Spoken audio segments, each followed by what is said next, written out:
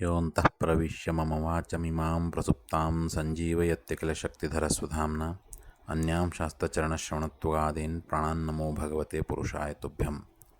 ಹರಿ ಓಂ. ಹಯಗ್ರೀವ ಹಯಗ್ರೀವ ಹಯಗ್ರೀವ. ದರಿದ್ರಸ್ಯೈವ ಯುಜ್ಯಂತೆ ಸಾಧವಃ ಸಮದರ್ಶಿನಃ ಸದ್ಭಿಃ ಕ್ಷಿಣೋತಿ ತಂ ತರ್ಷಂ ತತಃ ಆರಾಧಿಷ್ ವಿಶುದ್ಧ್ಯತಿ. ಅಂದರೆ ಸಾಧು ಸತ್ಪುರುಷರು ಸಮದರ್ಶಿಗಳಾಗಿ ಇರುವರು. ಆದುದರಿಂದ ಅವರ ಸಮಾಗಮವು ದರಿದ್ರರಿಗೆ ಸುಲಭವಾಗಿ ದೊರೆಯುತ್ತದೆ. ಏಕೆಂದರೆ ದರಿದ್ರರಾದವರಲ್ಲಿ ಭೋಗಾದಿಗಳು ಇರುವುದೇ ಇಲ್ಲ, ಆಸೆ ಎಂಬುದೊಂದಿರುತ್ತದೆ. ಸಾಧು ಸಮಾಗಮದಿಂದ ಆ ತೃಷೆಯು ಇಂಗಿ ಹೋಗಿ ಅವರ ಮನಸ್ಸು ಬಹಳ ಬೇಗ ಶುದ್ಧವಾಗುತ್ತದೆ ಎಂಬುದು ಇದರ ಅರ್ಥ. ಶಾಸ್ತ್ರ ನಮಗೆ ದರಿದ್ರ ಶಬ್ದದ ಸ್ಪಷ್ಟವಾದ ಅರ್ಥವನ್ನು ತಿಳಿಸ್ತಾ ಇದೆ. ಸಾಮಾನ್ಯವಾಗಿ ದರಿದ್ರ ಅಂದ ತಕ್ಷಣ ಹಣ ಇಲ್ಲದೆ ಇರುವವನು, ಭಿಕ್ಷುಕ ಮುಂತಾದಂತಹ ಒಂದು ಚಿತ್ರಣವೇ ನಮ್ಮ ಮುಂದೆ ಬರ್ತದೆ. ಅಂಥವನನ್ನೇ ದರಿದ್ರ ಅಂತ ನಾವು ಊಹಿಸ್ತೇವೆ. ಆದರೆ ದರಿದ್ರನಲ್ಲಿ ಹಣದ ಅಭಾವವೇನೋ ಇರ್ತದೆ ನಿಜ, ಆದರೆ ಭಗವಂತನಲ್ಲಿ ಭಕ್ತಿ ಇರ್ತದೆ. ಹಾಗಾಗಿ ಸಾಧುಗಳ, ಸತ್ಪುರುಷರ, ಸಂತರ ಸಮಾಗಮ ಅವರಿಗೆ ಸುಲಭವಾಗಿ ಆಗ್ತದೆ ಅಂತ ಇಲ್ಲಿ ತಿಳಿಸ್ತಾ ಇದ್ದಾರೆ.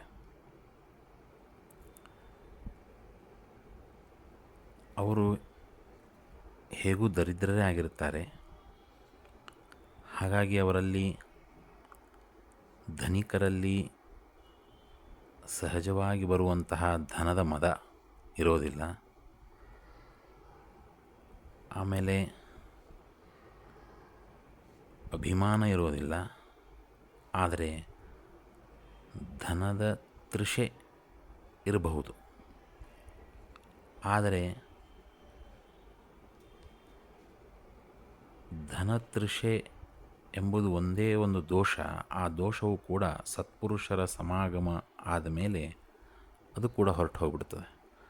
ಹಾಗಾಗಿ ಶುದ್ಧರಾಗಿಬಿಡ್ತಾರೆ ಅನ್ನುವ ಅಭಿಪ್ರಾಯದಲ್ಲಿ ಇಲ್ಲಿ ತಿಳಿಸಲಾಗಿದೆ.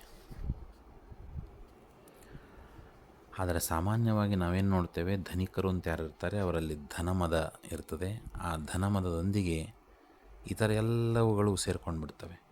ಸ್ತ್ರೀ ಸಂಘ, ಜೂಜು, ಮದ್ಯಪಾನ ಮುಂತಾದಂಥ ಎಲ್ಲ ಅನಿಷ್ಟ ಆಚರಣೆಗಳು ಅವರಲ್ಲಿ ನಾವು ಕಾಣಲಿಕ್ಕೆ ಸಾಧ್ಯವಾಗ್ತದೆ. ಹಾಗಾಗಿ ಧನಮದ ಅನ್ನುವಂಥದ್ದು ಬಹಳಷ್ಟು ಮನುಷ್ಯನನ್ನು ನೀಚನನ್ನಾಗಿಸ್ತದೆ. ಹಾಗಾಗಿ ಈ ಒಂದು ಶಾಸ್ತ್ರದ ಈ ಒಂದು ಸುವಿಚಾರದಿಂದ ನಮಗೆ ತಿಳಿದು ಬರೋದೇನೆಂದರೆ, ಧನ ಇರುವುದು ಬೇರೆ, ಧನದ ಮದ ಇರುವುದು ಬೇರೆ. ಧನ ಇದ್ದು ಭಗವದ್ಭಕ್ತರು ಕೂಡ ಇರ್ತಾರೆ. ಆದರೆ ಧನ ಇದ್ದು ಧನದ ಮದ ಇರುವಂಥವರೇ ಹೆಚ್ಚಿನ ಸಂಖ್ಯೆಯಲ್ಲಿ ಇರ್ತಾರೆ. ಹಾಗಾಗಿ ಶಾಸ್ತ್ರ ಧನಮದ ಇದ್ದವರನ್ನು ಹೇಳ್ತಾ ಇಲ್ಲ, ಧನ ಇದ್ದು ಧನದ ಮೇಲಿನ ಅಭಿಮಾನವನ್ನು ತೊರೆದು ಯಾರಿರ್ತಾರೋ ಅವರಿಗೆ ದರಿದ್ರರು ಅಂತ ಅನ್ನುವಂಥ ರೀತಿಯಲ್ಲಿ ಶಾಸ್ತ್ರ ಹೇಳ್ತಾ ಇದೆ ಅಂತ ನಾವು ಅರ್ಥೈಸಬಹುದು. ಶ್ರೀ ಶ್ರೀ ಸತ್ಯಾತ್ಮತೀರ್ಥ ಶ್ರೀಪಾದಂಗಳವರು ಪ್ರಸ್ತುತ ಈ ಧಾರವಾಡದ ಚಾತುರ್ಮಾಸದಲ್ಲಿ 5ನೇ ದಿನದ ತಮ್ಮ ಆಶೀರ್ವಚನದ ಅಂತ್ಯದಲ್ಲಿ ವಾದಿರಾಜ ಸ್ವಾಮಿಗಳ ಹಯಗ್ರೀವ ಸಂಪದ ಸ್ತೋತ್ರದ ಅರ್ಥ ಹೇಳ್ತಾ,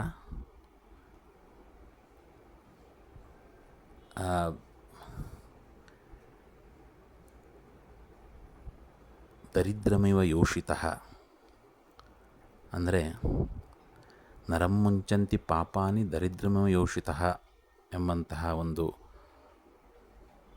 ಆ ಸ್ತೋತ್ರಕ್ಕೆ ಉತ್ತಮವಾದ ಅರ್ಥವನ್ನು ನೀಡಿದ್ದಾರೆ. ಅದರಲ್ಲಿ ದರಿದ್ರ ಅನ್ನುವಂಥ ಶಬ್ದಕ್ಕೆ ವಾದಿರಾಜರ ಅಭಿಪ್ರಾಯ ಹೀಗಿರಬಹುದು ಅನ್ನುವಂಥ ರೀತಿಯಲ್ಲಿ ಸತ್ಯಾತ್ಮ ತೀರ್ಥರು ತಿಳಿಸಿದಂಥ ಅರ್ಥ ಅತ್ಯದ್ಭುತವಾದಂಥದ್ದು. ಅದೇ ನಿಟ್ಟಿನಲ್ಲಿ ಶಾಸ್ತ್ರ ಇಲ್ಲಿಯೂ ಕೂಡ ಹೇಳ್ತಾ ಇದೆ.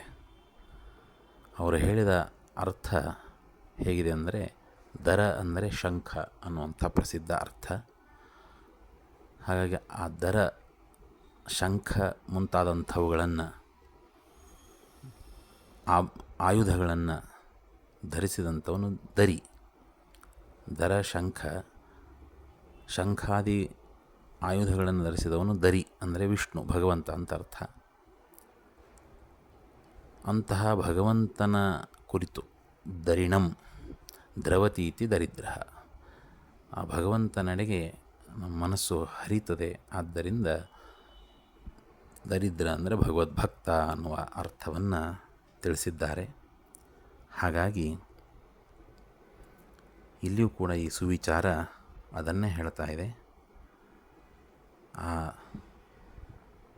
ಸತ್ಪುರುಷರ, ಸಾಧುಗಳ, ಸಜ್ಜನರ ಸಮಾಗಮದಿಂದ ದರಿದ್ರನಲ್ಲಿರುವಂತಹ ಆ ಒಂದು ಹಣದ ತೃಷೆ ಅಂತೇನಿರ್ತದೆ ಅದನ್ನು ಕೂಡ ಹೋಗಿಬಿಟ್ಟು ಅವನು ಅತ್ಯಂತ ಶುದ್ಧನಾಗಿ ಇನ್ನೂ ಹೆಚ್ಚಿನ ರೀತಿಯಲ್ಲಿ ಭಗವಂತನಿಗೆ ಪ್ರೀತ್ಯಾಸ್ಪದನಾಗ್ತಾನೆ ಅನ್ನುವ ನಿಟ್ಟಿನಲ್ಲಿ ದರಿದ್ರ ಅಂತಂದರೆ ಭಗವದ್ಭಕ್ತ ಅನ್ನುವ ಅರ್ಥವನ್ನು ತಿಳಿಸಲಾಗಿದೆ. ಹಾಗಾಗಿ ದರಿದ್ರ ಅನ್ನೋ ಕಾರಣಕ್ಕಾಗಿ ಅಥವಾ ಹಣ ಇಲ್ಲ ಅನ್ನುವ ಕಾರಣಕ್ಕಾಗಿ ವ್ಯಕ್ತಿಯನ್ನು ಹಣದಿಂದ ಅಳಿಬಾರದು, ಗುಣದಿಂದ ಅಳಿಬೇಕು ಅನ್ನುವ ವಿಚಾರವು ಕೂಡ ಇದರಿಂದ ನಮಗೆ ತಿಳಿದು ಬರ್ತದೆ. ಹಾಗಾಗಿ ನಾವು ಕೂಡ ಉತ್ತಮ ರೀತಿಯಲ್ಲಿ ಧನದ ಮೇಲಿನ ಅಭಿಮಾನವನ್ನು ಬಿಟ್ಟು ಧನಮದ ಬಾರದಂತೆ ಇದ್ದು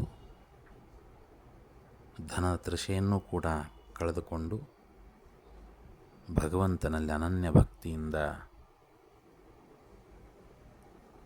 ಪ್ರಾರ್ಥನೆ, ಸ್ತೋತ್ರ ಮುಂತಾದವುಗಳನ್ನು ಮಾಡಿದಾಗ ನಿಜವಾಗಲೂ ಕೂಡ ನಮ್ಮನ್ನು ಭಗವಂತ ಅನುಗ್ರಹಿಸ್ತಾನೆ ಅನ್ನೋದರಲ್ಲಿ ಎರಡು ಮಾತಿಲ್ಲ.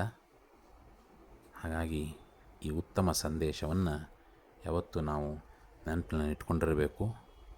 ಹಣ ಜೀವನದಲ್ಲಿ ಮುಖ್ಯ ಅಲ್ಲ, ಭಗವಂತನಲ್ಲಿ ಭಕ್ತಿ ಮುಖ್ಯ. ಅಂತಹ ಭಕ್ತಿಯನ್ನು ಭಗವಂತ ಕರುಣಿಸಲಿ ಅಂತ ಪ್ರಾರ್ಥನೆಯೊಂದಿಗೆ ಭಾರತೀಯ ರಮಣ ಮುಖ್ಯ ಪ್ರಾಣಾಂತರ್ಗತ ಶ್ರೀಕೃಷ್ಣ ಅರ್ಪಣಮಸ್ತು.